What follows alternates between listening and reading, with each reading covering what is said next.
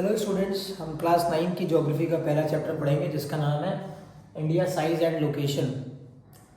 तो सबसे पहले तो हम ये जानते हैं कि इंडिया का लोकेशन अर्थ में कहाँ है। दिस इज अवर ब्यूटीफुल अर्थ।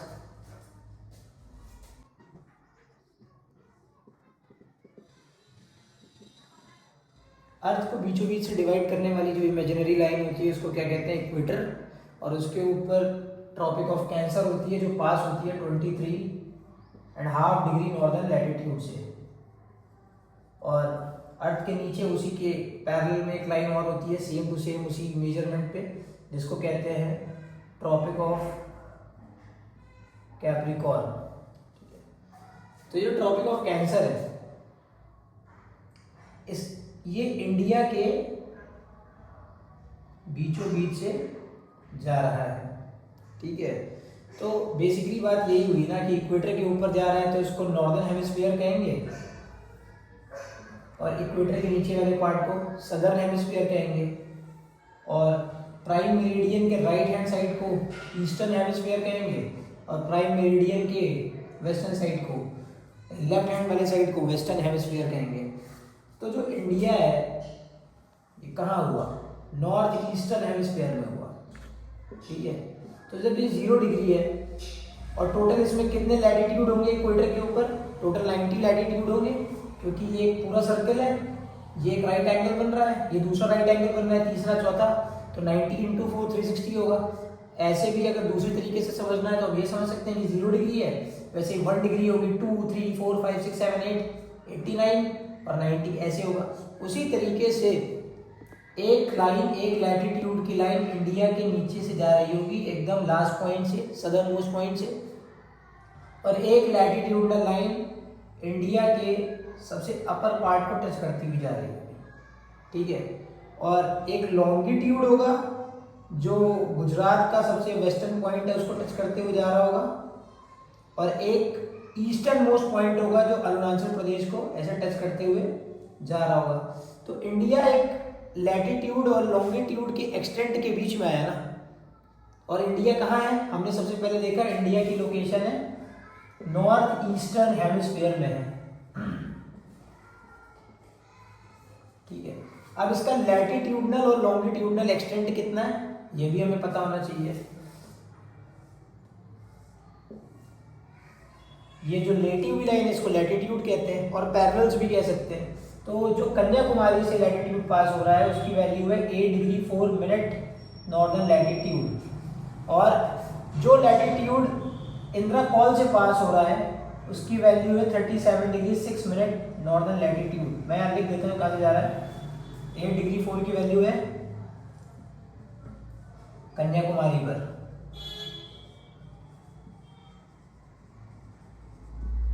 और 37 डिग्री 6 मिनट की वैल्यू है इंद्रकोल पे। क्या होता है कोल का मतलब, कोल का मतलब होता है पास, पास को और क्या कहते हैं, ला। क्या मतलब होता है, अ वे बिटवीन टू माउंटेन्स, दो पहाड़ों के बीच के रास्ते को पास कहते हैं या कॉल कहते हैं। ठीक है, ये हमारी अपर वैल्यू और हमारी बॉटम वैल्यू आ गई। अब लॉन्गिट्यूडनल वैल्यू, ये जो गुजरात को टच करते हुए जा रहा है और ये अरुणाचल को टच करते हुए जा रहा है, इसकी वैल्यू क्या होगी, ये होगा 68 डिग्री 7 मिनट ईस्टर्न लॉन्गिट्यूड, और ये होगा 97 डिग्री 25 मिनट ईस्टर्न लॉन्गिट्यूड। बहुत लोगों को कंफ्यूजन हो जाती है कि ये अगर मैं यहाँ पर इंडिया का मैप रफली बनाऊं,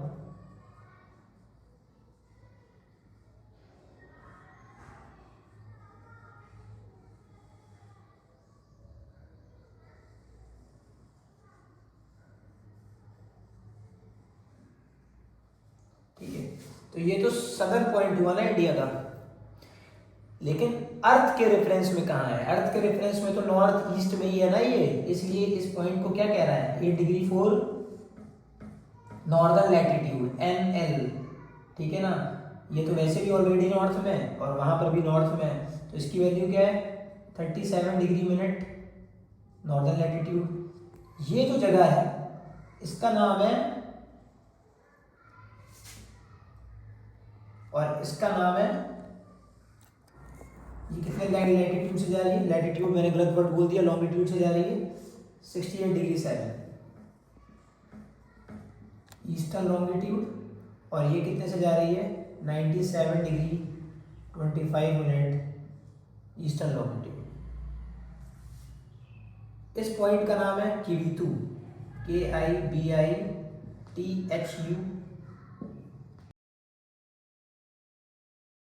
और इस पॉइंट का नाम है, इस पॉइंट को कहते हैं गुहार मोटी। अलग अलग बुक में अलग अलग रेफरेंस दिया हुआ है। गुहार मोटी किसी में दिया है, किसी में सरक्रीक दिया हुआ है, जो भी याद रखना याद रखो, गुहार मोटी सरक्रीक।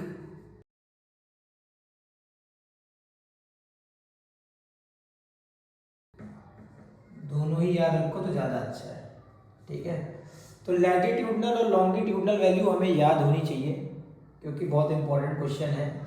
और हमें ये भी पता होना चाहिए कि अर्थ के रेफरेंस में इंडिया कहाँ है। तो इंडिया है नॉर्थ ईस्टर्न हेमिस्फीयर में, और इसकी लैटिट्यूडनल और लॉन्गिट्यूडनल वैल्यू क्या है, 8 डिग्री 4 से लेके 37 डिग्री 6 मिनट नॉर्दर्न लैटिट्यूड, और वेस्टर्न पॉइंट क्या है 68 डिग्री 7 ईस्टर्न लॉन्गिट्यूड से लेके 97 डिग्री 25 मिनट ईस्टर्न लॉन्गिट्यूड। और पॉइंट के नाम पता होने चाहिए। इस पॉइंट को कन्याकुमारी कहते हैं, इसको इंदिरा कॉल कहते हैं, जैसा कि मैं पहले ही कह चुका हूँ। हालांकि एक बार मैं फिर से यहाँ लिख देता हूँ, कन्याकुमारी,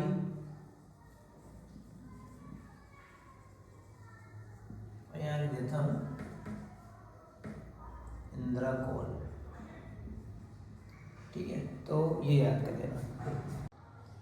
तो अभी तक हमने ये इंडिया का मैप देखा और इंडिया का लैटिट्यूडनल और लॉन्गिट्यूडनल एक्सटेंट देखा, लेकिन जितना ये मैप बना है इतना ही इंडिया नहीं है। इंडिया इसके अलावा हमारे पास है ये जो हमारे अंडमान एंड निकोबार आइलैंड्स हैं, इसके अलावा ये जो इधर लक्षद्वीप है, और इसके भी अलावा ये भारत की ये जो समुद्री सीमा है, वाटर बाउंड्री है 12 नॉटिकल माइल्स तक।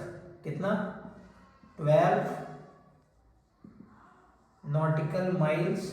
याद रहे कि 1 नॉटिकल माइल्स में 1.854 किलोमीटर होते हैं। तो ठीक है, 12 नॉटिकल माइल्स की समुद्री सीमा है। उसके अलावा जहाँ जहाँ ऐसा कोई भी पानी का जहाज जिसपे इंडियन फ्लैग लगा हुआ है, या कोई एरोप्लेन जिसपे इंडियन फ्लैग लगा हुआ है, वो सब इंडिया है, ठीक है। तो ये वैल्यू, ये जो पॉइंट है ना, ये लास्ट वाला निकोबार आइलैंड का, इसको कहते हैं इंदिरा पॉइंट। क्या कहते हैं इसको? इंदिरा पॉइंट। इसकी जो लैटिट्यूडनल वैल्यू थी, जैसे कन्याकुमारी की latitudinal value 8 degree 4 minute northern latitude है, वैसे ही इंदिरा पॉइंट की जो लैटिट्यूडनल वैल्यू है वो है 6 डिग्री 45 मिनट नॉर्दर्न लैटिट्यूड।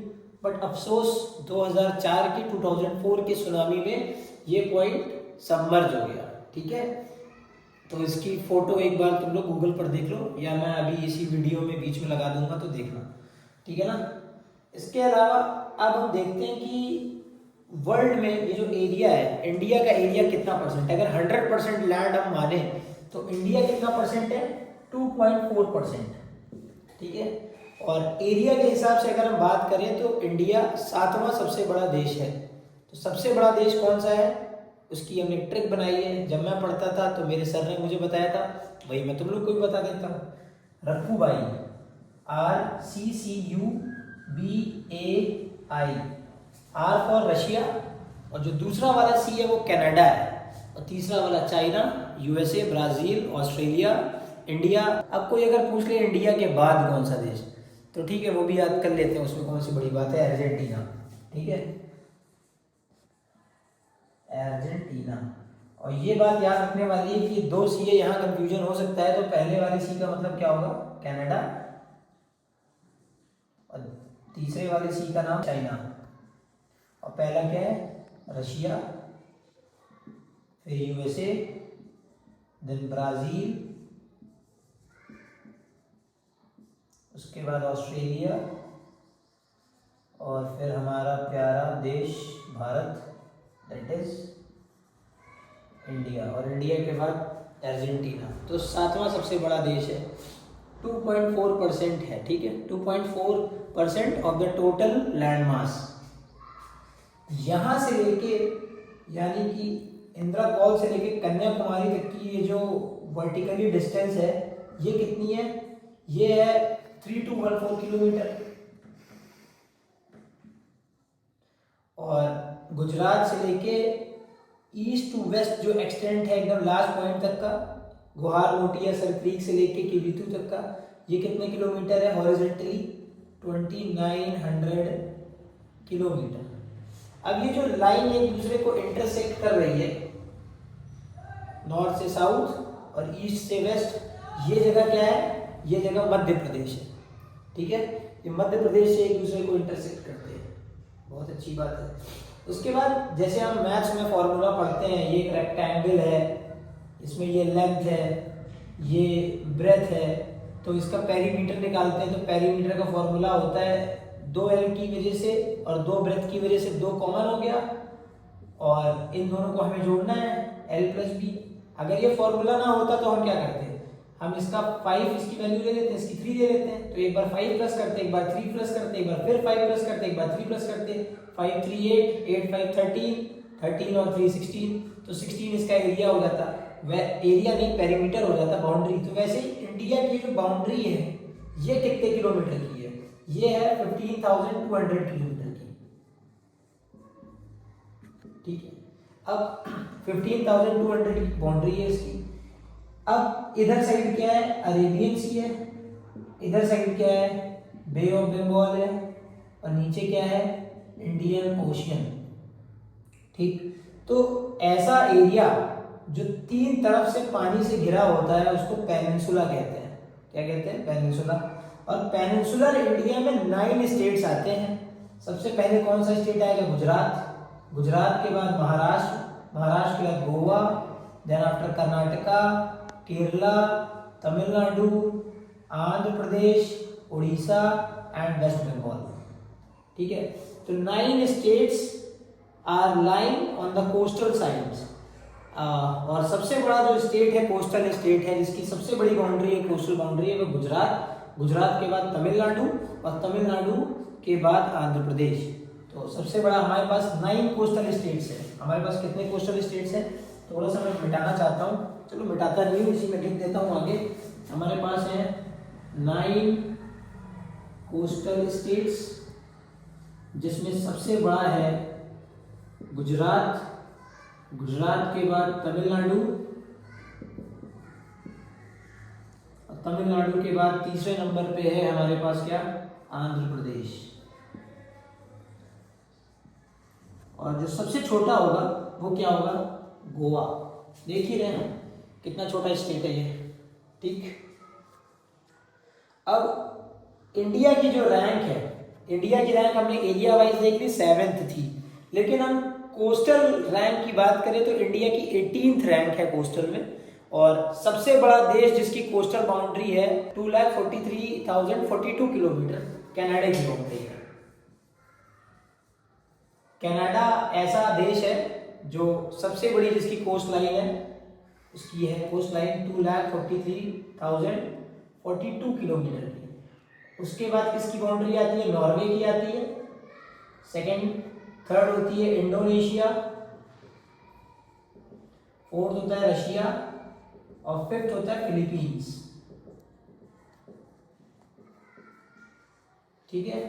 तो ये टॉप 5 कोस्ट लाइन कंट्रीज के बिना हमें याद हो जाए तो अच्छा है। वैसे हमारे सिलेबस में नहीं है क्लास 9th में, एडिशनली इंफॉर्मेशन के लिए पता होना चाहिए, तो पता कर लिया हमने।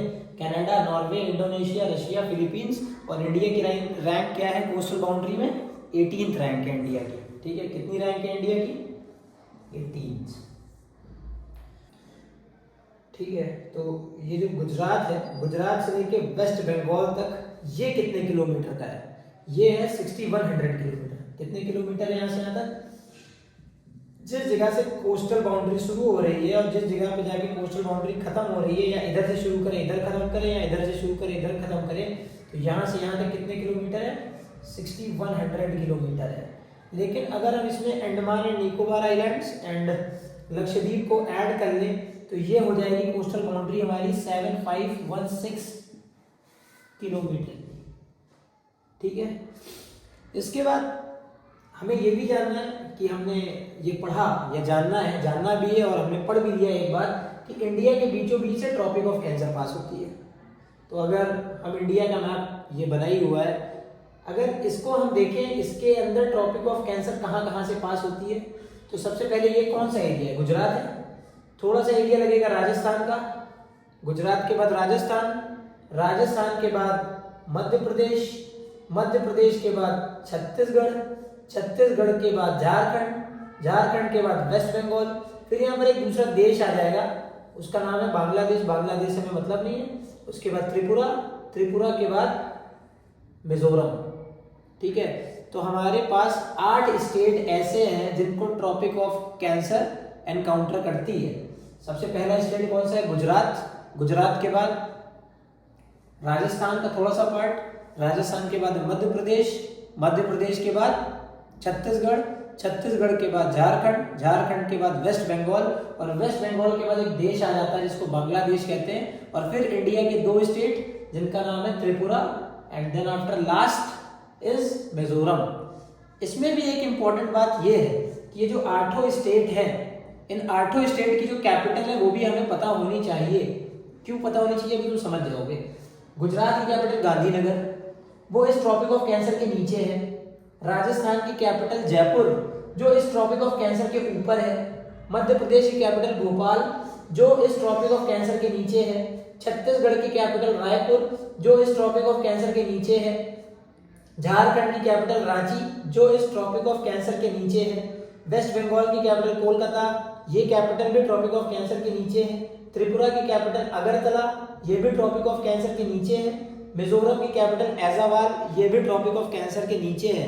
तो एकमात्र ऐसी कौन सी कैपिटल है जो ट्रॉपिक ऑफ कैंसर पे पड़ती है, जो ट्रॉपिक ऑफ कैंसर के ऊपर है, तो वो है जयपुर। मतलब ऐसा कौन सा स्टेट है जिसकी कैपिटल ट्रॉपिक ऑफ कैंसर के ऊपर पड़ती है, तो वो स्टेट होगा जयपुर। अब दूसरा क्वेश्चन कि इन 8 स्टेट में ऐसा कौन सा स्टेट है जिसकी कैपिटल ट्रॉपिक ऑफ कैंसर के सबसे पास पड़ती है, सबसे पास, तो उसका आंसर होगा रांची।